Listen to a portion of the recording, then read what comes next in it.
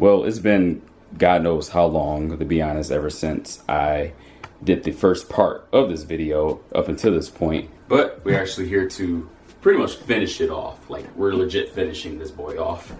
And very excited. So we have here an MSI RX 580, 8 gigabytes, and it's the overclocked version, as well as an Arctic Freezer 34 CPU cooler. So this wasn't, at first this was necessary for my computer to get optimal temp in this in the internals, but I actually was able to tweak the Ryzen 5 3600's voltage. I undervolted it, if that's a word, and also overclocked it to 4.2 gigahertz, and I'm only spiking at like, what, 73 degrees Celsius.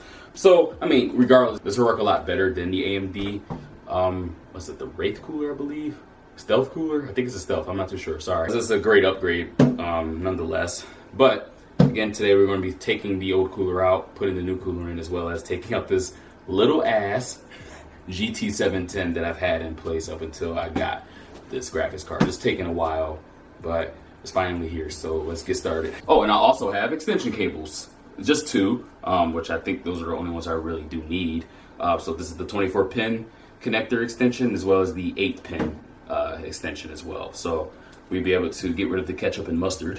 Those two cables we're bringing to the build.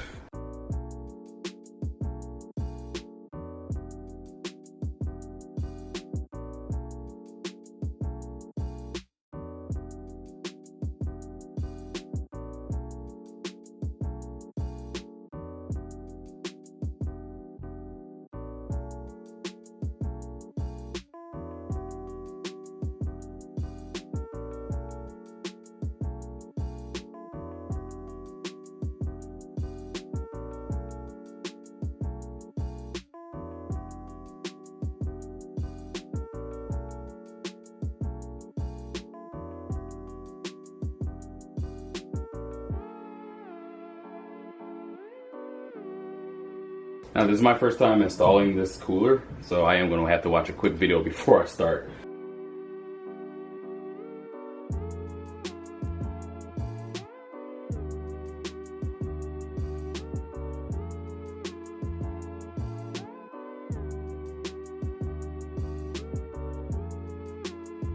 Okay, I have never experienced this in my life. The CPU came out with the cooler. That is definitely not normal. So I'm very curious of what happened here. Whoa,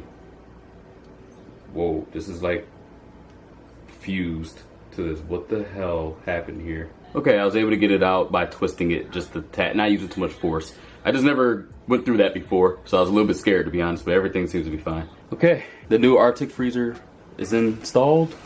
Oh, my camera angles are horrible right now. As well as the GPU. My wife actually tied a plastic string here to help with the sag, so it's kind of hard to see, but it is right here. About this though, my wife literally installed it because I literally threw a fit, to be honest with you. The back plate was literally just giving me a headache, and she was able to figure it out with something I totally missed that was in the package. But again, this is installed, it's secure, so I'm glad, because it was wobbly as heck.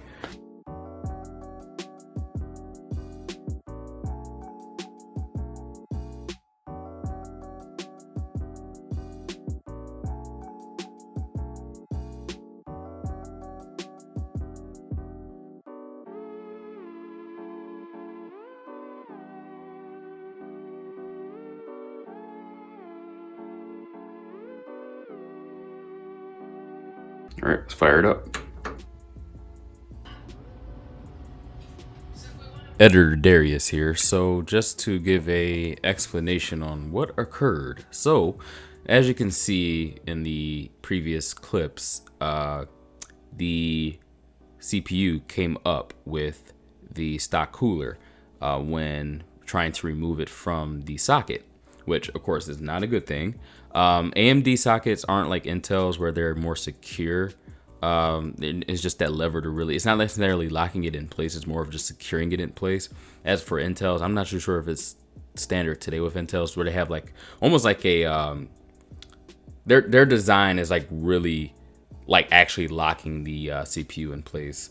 especially with like the older ones. Again, I'm not too sure. I haven't messed with an Intel newer build, but regardless, although the pins looked perfectly fine on the CPU, I actually was able to get it to work once when I was trying to troubleshoot it, but I unfortunately did not have a CPU cooler on top when I was testing it, and obviously you do not want a computer to be running without a cooler at any point. Again, it was just like for a quick second, but regardless, the CPU looked fine, even the motherboard looked fine as well from a socket standpoint, but I could not get the CPU Amber Lite to go away when trying to use either or.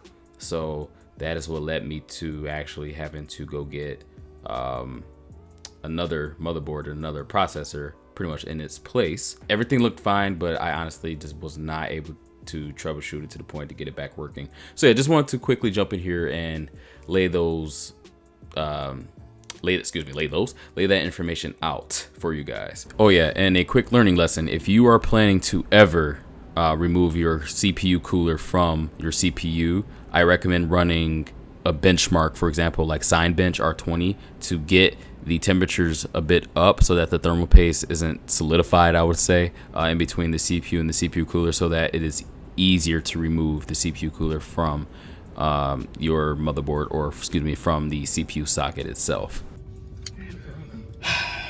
So we are at Micro Center, my favorite place in the entire world. Yeah, that's a lie. You spend all your money. So my wife was also gracious to purchase me not just another processor, a better one. So I no longer have a 3600, I have a Ryzen 7 3700X now. And I did get a micro ATX motherboard, a B450M, still ASUS, still has OrSync capabilities of it. So, and I bought you a warranty. And she got me a warranty for the processor. So yeah, I will be taking care of this today and, you know, testing the new build. And I actually bought a new cooler, as you can, you know, what caused this anyways. I'm not using it anymore because this one, I just noticed is RGB, so, ooh. So, guys, we're back here again. This is hanging like this because this was helping with the GPU sag, so don't pay this any mind right now. This will be, like, moved around. But, as I mentioned in the clip before this, I grabbed another motherboard, which is the B450M, and it's still ASUS, but it's a micro ATX instead of ATX. It'll still fit this case just fine. And again, thanks to my wife, you're welcome. I now have the Ryzen 7 3700X instead of the Ryzen 5 3600, which is pretty interesting. I mean, that was a huge bump right there, you know. But so I'm very excited to see how this is going to do compared to the 5 3600. I know this has 8 cores, 16 threads, and this also comes with the RGB Wraith Prism cooler. So I'm actually using this one in the build because 1, it's colorful. 2, that cooler is just cursed. I'm going to label it as cursed. There's nothing wrong with the cooler, of course, but again, it's cursed.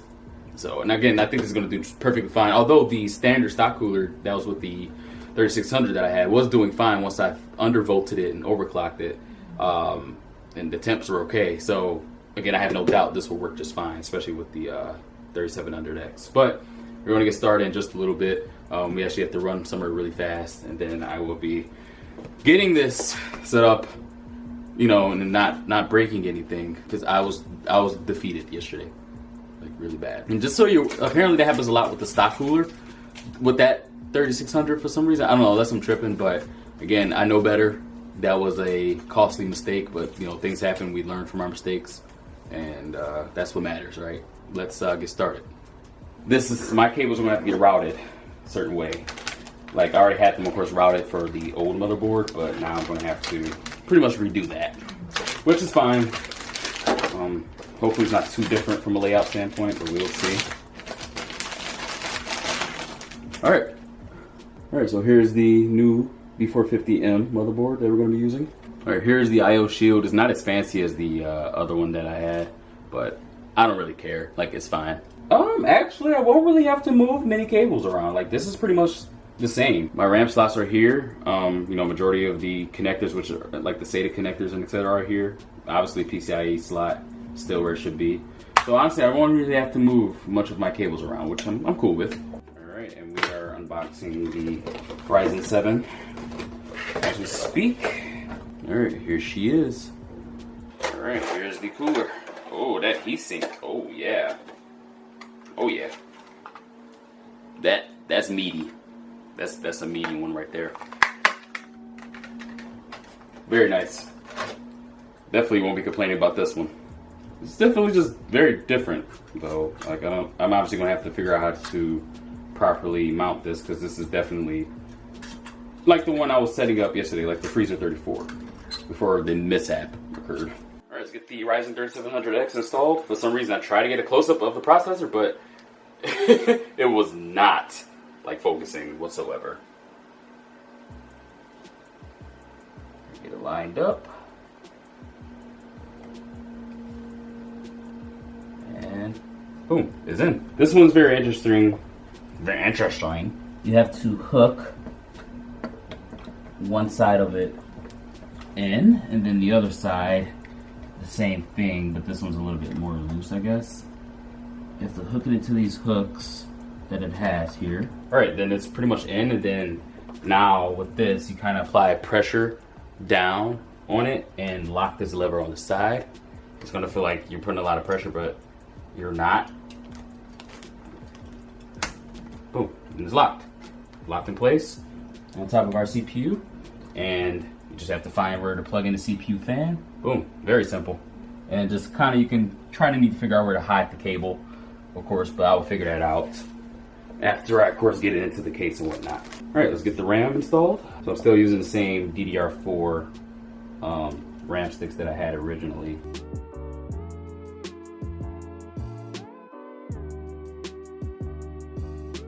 This was definitely a little flimsy compared to, again, the one I just recently had. Ow, holy fuck, this stuff is... Woo! They poking real bad, I'll tell you that. Oh, and just an FYI, as I was mentioning that, I did actually indeed poke myself, so I'm bleeding just a tiny bit, not a whole lot. All right, it's in there, so we're going to screw it into place.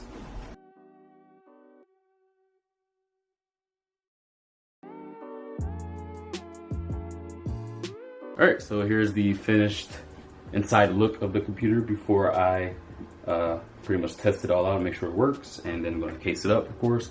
Again, not the prettiest, but not the ugliest, you know, that's fine. Alright guys, here we go. We're going to get this plugged in downstairs and set up. And I am not using the IO shield because honestly that one is kind of shitty, to be honest, so I don't mind this open hole. We could call it airflow, for example.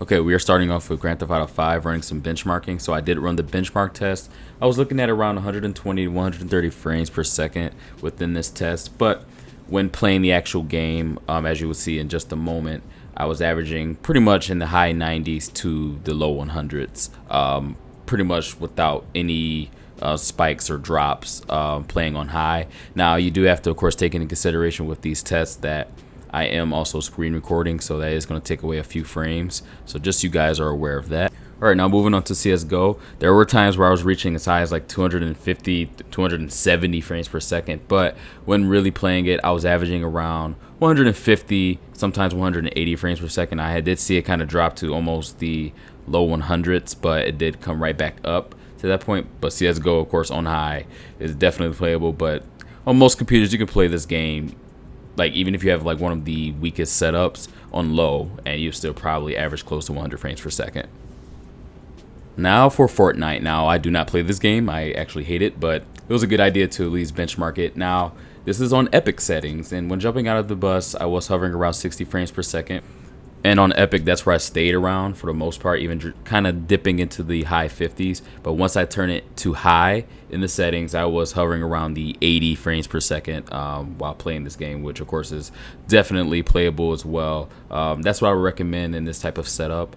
Epic, I mean, if you really want to see those great graphics, sure, go right ahead, but you won't get as much frames as you would, of course, on high. All right, time for Warzone. So as we all know, this game is very resource heavy. So surprisingly, in the plane, I was getting high 30s, 40 frames per second in the loading portion of the game. But once the plane was ready for me to drop out, I was actually averaging around 60 to 70 frames, which is actually pretty surprising. And then once I was able to get on the ground, steadily getting around 80 frames per second, which is pretty darn good for this game, to be honest, especially with this build on high. So it's definitely a great build so far, loving it, and I would definitely recommend you guys build something along the lines of this as well.